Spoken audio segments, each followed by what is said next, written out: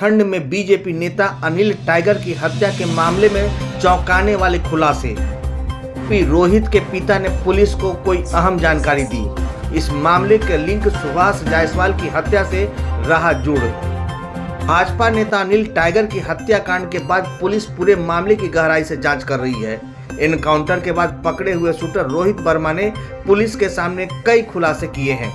Shooter Rohit Verma के पिता ने भी पुलिस को कई अहम जानकारियां उपलब्ध कराई है, जिसके आधार पर आगे की कार्रवाई की जा रही है। पुलिस की जांच और गिरफ्तार शूटर के बयान से इतना तो साफ हो चुका है कि अनिल टाइगर की हत्या का सीधा लिंक लोहरदग्गा में हुए सुभाष जायसवाल हत्याकांड से जुड़ा हुआ है। सबसे हैरान कर देने वाली बात यह है कि गिरफ्तार शूटर रोहित वर्मा 13 जनवरी के बाद से ही घर से गायब था। पुलिस की पूछताछ में रोहित के पिता ने बताया कि रोहित सुभाष जायसवाल की हत्या के बाद घर ही नहीं लौटा।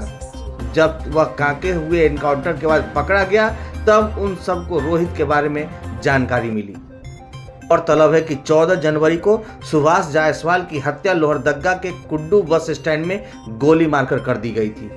पकड़े गए रोहित को यह भय था कि अनिल टाइगर उसकी हत्या करवा देगा। इसी वजह से उसने अनिल को मार डाला। रोहित वर्मा ने यह भी बताया कि उसे यह संदेह था कि सुभाष की हत्या में अनिल टाइगर का हाथ है, इसलिए उसने सुभाष जायसवाल की हत्या का बदला लेने के लिए अनिल टाइगर को गोली मारी थी। रांची पुलिस ने अनिल टाइगर पर हमले में शामिल हुए दूसरे शूटर अमन सिंह की तलाश कर रही है। अमन के पकड़े जाने के बाद सच्चाई पूरी तरह से सामने आ पाएगी। पूर्ण बात यह है कि रोहित वर्मा रांची के पुण्यदांग इलाके का रहने वाला है। कुछ आपराधिक कांडों में हाल ही में उनका नाम सामने आया था। वहीं 14 जनवरी को लोहरदग्गा में सुभाष जायसवाल की गोली मारकर हत्या कर दी गई थी। वह रांची के पंडरा में हुए 13 लाख रुपये लूट कांड का आरोपी भी था।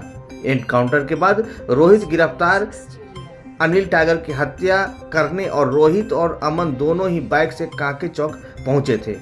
गोली मारकर फरार होने की कोशिश में लगे दोनों अपराधी का सामना पुलिस से हुआ, जिसके बाद फायरिंग में रोहित को गोली लगी और पकड़ा गया। वहीं दूसरा शूटर अमन सिंह फरार होने में कामयाब रहा। आईजी सह रांची एसएसपी चंदन कुमार सिन्हा खुद ही इस पूरे मामले में मॉनिटरिंग कर रहे हैं। एसएसपी ने बताया कि पूरे मामले का खुलासा जल्द ही हो जाएगा।